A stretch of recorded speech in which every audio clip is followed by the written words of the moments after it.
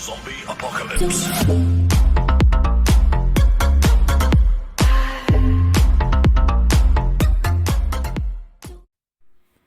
Halo teman belajar online, salam sejahtera buat kita semua. Materi kali ini adalah mengenai pelecehan dan kekerasan seksual. Mari kita simak penjelasan berikut ini. Pelecehan dan kekerasan seksual. Apa itu pelecehan dan apa itu kekerasan? Apa bedanya pelecehan dan kekerasan? Mari kita simak sama-sama. Pelecehan seksual adalah ucapan, sikap atau perbuatan meremehkan, merendahkan yang terkait dengan seksualitas. Jika ucapan, sikap, perbuatan yang meremehkan, merendahkannya tidak terkait dengan organ-organ reproduksi seksualitas kalian, itu mungkin lebih dekat kepada tindakan bullying ya. Nah, karena kita bicara mengenai pelecehan seksual, ucapan, sikap, dan perbuatan yang meremehkan, merendahkan orang lain yang terkait dengan organ-organ reproduksi seksual kalian itu masuk dalam kategori pelecehan seksual. Contohnya yang bagaimana? Ucapan ya. Sering kan tuh kalau di jalan, ibu sering dengar nih, sekumpulan anak perempuan lewat misalnya, terus ada sekumpulan laki-laki di pinggir jalan. Kemudian cuit-cuit. Kalau nengok cantik deh, kalau nggak nengok janda. Ucapan itu masuk kategori pelecehan. Ada lagi nih yang sering sekali ibu dengar. Ah, dasar banci lo. Lo itu laki apa perempuan sih? Ucapan, sikap, perbuatan meremehkan, merendahkan terkait organ tubuh seksualitas seseorang itu termasuk pelecehan. Walaupun ucapan atau sikap mencibir melalui bahasa tubuh seseorang terkait meremehkan organ seksualitas seseorang memang enggak sakit ya, tapi sakitnya di hati nak.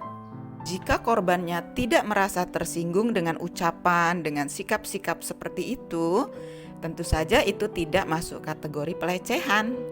Ya oke-oke aja tuh dibilangin banci, dibilangin nggak nengok jelek, janda, dan lain sebagainya yang terkait seksualitas, berarti tidak masuk kategori pelecehan.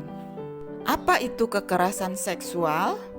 Nah, kalau kekerasan seksual sudah kepada perbuatan, yaitu tindakan pemaksaan yang berorientasi seksual. Contohnya apa?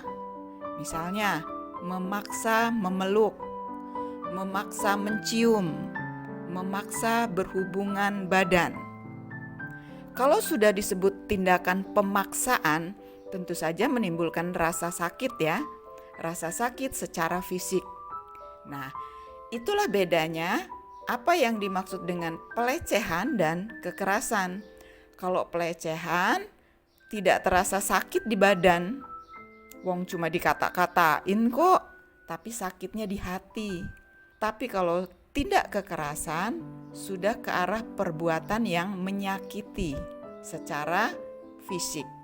Memaksakan kehendak kepada orang lain tentu saja menimbulkan rasa tidak nyaman ya, apalagi memaksakan kehendak untuk melakukan hubungan seks. Tindakan pemaksaan secara fisik biasanya akan menimbulkan rasa sakit juga secara fisik. Nah, itulah bedanya pelecehan seksual dengan kekerasan seksual. Jika pelecehan seksual sakitnya lebih ke hati, tapi kalau kekerasan seksual sakit hati dan sakit fisik juga. Apakah ada sanksi dan hukumannya? Tentu saja ada. Yang pertama, sanksi sosial. Pelaku tindak pelecehan dan kekerasan seksual akan mendapat cap atau julukan dari masyarakat sekitarnya dengan cap yang tidak baik, tidak beretika, tidak sopan, dan mungkin saja cap ini akan melekat selamanya. Contohnya, Kenal nggak ya sama si Kumbang? Oh, si Kumbang yang pernah masuk sel karena kasus pelecehan ya? Oh, si Kumbang yang suka godain cewek di jalan. Oh, si Kumbang yang nggak pernah menghargai perempuan, dan lain sebagainya. Yang kedua adalah hukuman pidana. Jika sampai dilaporkan ke polisi, tindak pelecehan dan kekerasan seksual, tentu saja kurungan besi hukumannya. Termasuk pelecehan yang tidak menimbulkan rasa sakit secara fisik. Misalnya digoda-godain di jalan atau dikata-katain banci, bencong. Jika korban merasa tersinggung, tidak suka dengan julukan itu bisa dilaporkan ke polisi loh nak, dan ada hukum pidananya. Walaupun tidak sakit di badan, pelaku pelecehan bisa masuk penjara. Hati-hati ketika berbicara. Siapakah yang boleh melihat dan menyentuh alat kelaminmu?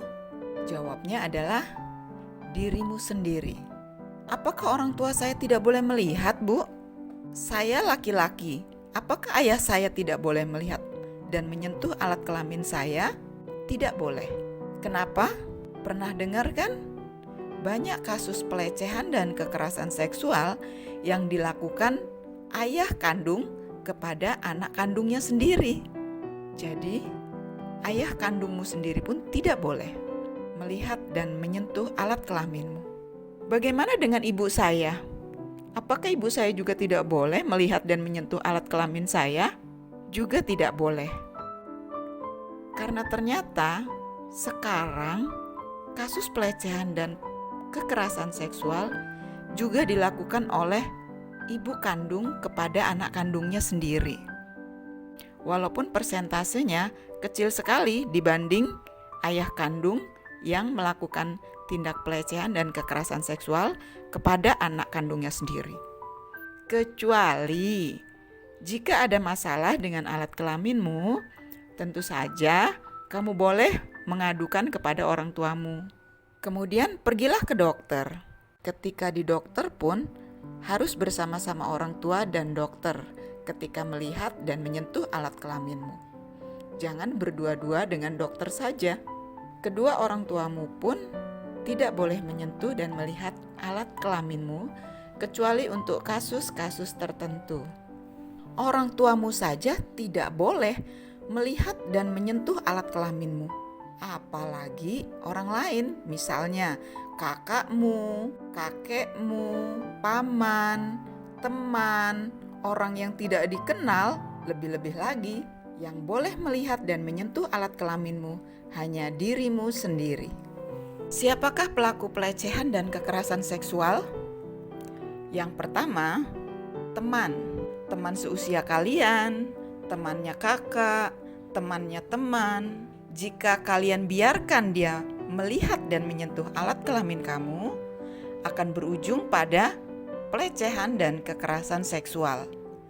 Jangan biarkan dia ingin melihat dan menyentuh alat kelamin kamu dengan alasan apapun, karena kita kan tidak tahu apa yang ada dalam pikirannya, apa yang ada dalam hatinya. Yang kedua adalah orang dewasa.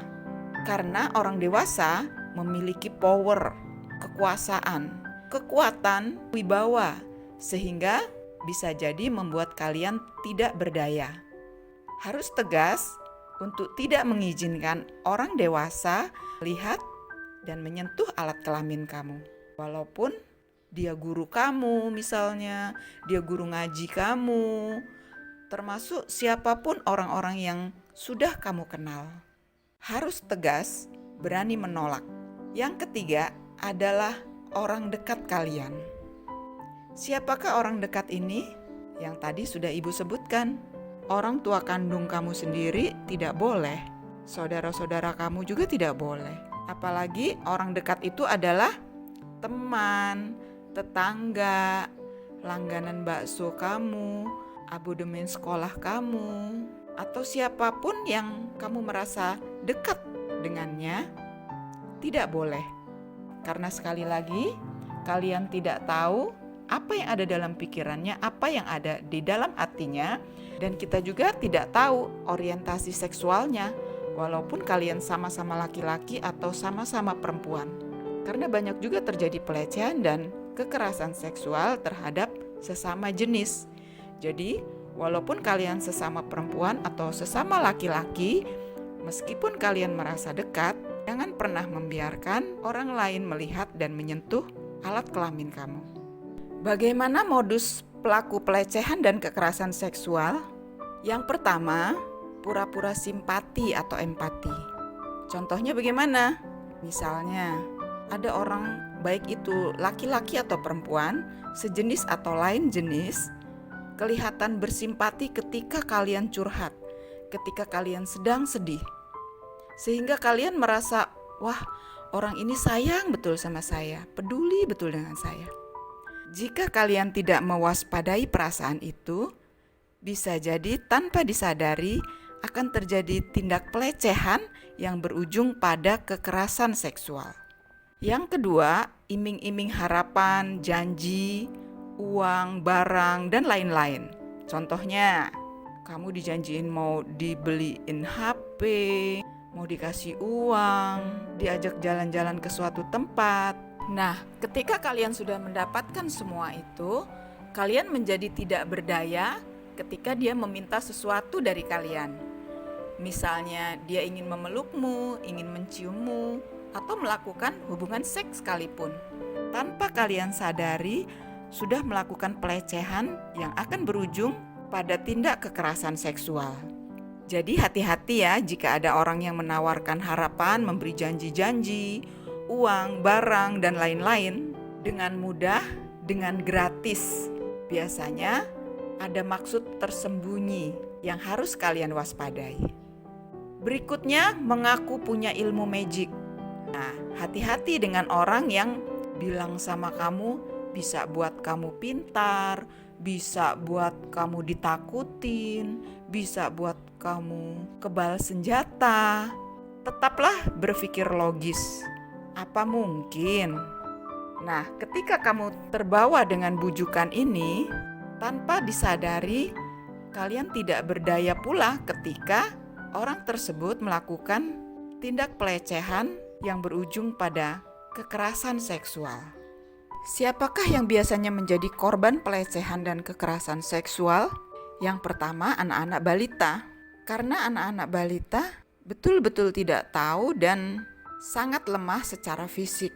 Karenanya, anak-anak di bawah 5 tahun kalau sudah bisa diajak berkomunikasi, sampaikan dan tegaskan padanya bahwa tidak ada yang boleh melihat dan menyentuh alat kelaminnya kecuali dirinya sendiri untuk menghindari tindak pelecehan dan kekerasan seksual.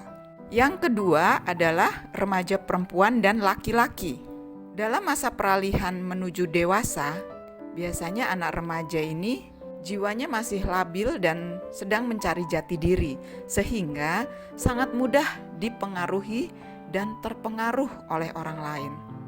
Merasa gak enak, merasa gak setia kawan, merasa sungkan, merasa gak modern, merasa gak kekinian sebagai remaja, sehingga mau saja ketika diajak berpelukan, berciuman, atau bahkan diajak berhubungan badan. Padahal tanpa disadari telah terjadi tindak pelecehan yang berujung pada kekerasan seksual. Korban pelecehan dan kekerasan seksual yang ketiga adalah perempuan dewasa dan ibu rumah tangga. Loh, kenapa perempuan dewasa dan ibu rumah tangga bisa jadi korban pelecehan dan kekerasan seksual? Ya, tentu saja bisa. Semua orang kan punya masalah, termasuk perempuan dewasa dan ibu rumah tangga. Ketika mereka tidak bisa mengelola masalahnya, bisa jadi mereka akan terjebak pada tindak pelecehan yang berujung pada kekerasan seksual. Bagaimana menghindari dan mencegah tindak pelecehan dan kekerasan seksual? Tentu saja kalian harus waspada, ikuti kata hati kecil kalian, dan peka secara seksual. Artinya, jangan mudah percaya pada orang yang pura-pura simpati, pura-pura kasihan dan sayang sama kalian. Jangan mudah percaya pada orang yang mudah mengiming-imingi janji, memberi uang, barang, dan lain sebagainya. Jangan pula mudah percaya pada orang yang mengaku punya ilmu magic yang bisa membuat kamu pintar, yang membuat kamu kebal senjata, yang membuat kamu ditakuti orang, berwibawa. Sangat tidak masuk akal. Artinya, jangan GR atau jangan baper deh dengan orang-orang seperti ini. Jika yang ditawarkan itu menurutmu tidak masuk akal, tidak pantas, tidak mungkin, dengan alasan apapun, jangan diikuti. Ingat, jangan GR, jangan baper ya. Ada 5 bagian tubuh kalian yang tidak boleh disentuh orang lain. 5 bagian tubuh ini biasanya menjadi sasaran tindak pelecehan seksual yang berujung pada kekerasan seksual. Yang pertama, pipi. Jangan biarkan orang lain bolak-balik menyentuh atau mengelus pipimu, walaupun itu sesama perempuan. Wah, pipimu halus ya. Pakai bedak apa? Ingat, sesama perempuan aja tidak boleh, apalagi jika yang melakukan laki-laki.